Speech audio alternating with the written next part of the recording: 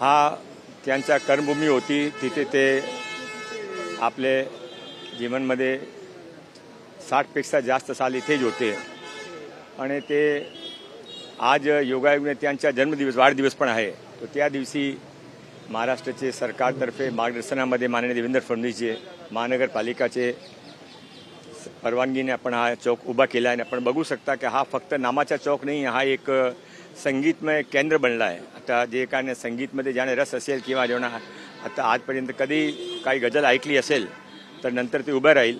आपण इथे एक QR कोड पण ठेवलेला आहे. त्या QR कोडमध्ये आजपर्यंत पंकज उधासीचा जे जीवनप्रवास होता, त्यांची गझल होती, सर्व पण तिथे आहे.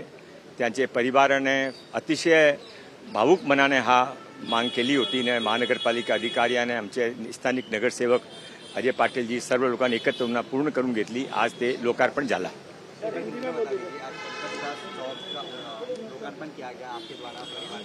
पंकज उधास जी का आज जन्मदिन है और इसी एरिया में वो सारी जिंदगी रहे.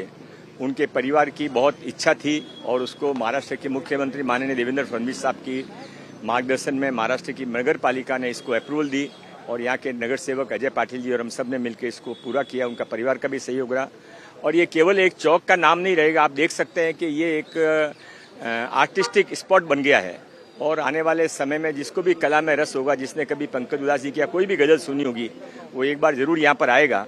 एक QR कोड भी यहाँ पर रखा गया है. तो QR कोड के अंदर कोई भी QR कोड के पंकज उधास जी का आज तक का सफर, उनकी सारी गजलें, सारे प्रोग्राम सब यहाँ पर एक साथ में लोगों को सुनने को मिले.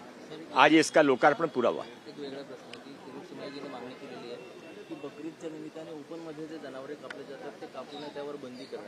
ते ऑलरेडी त्याबद्दल कानून आहे. ते कानूनच्या योग्य पालन झालं पाहिजे. हा किरीट सोमय्या साहेबांची मागणी आणि मी त्यांची मागण्याचं समर्थन करतो.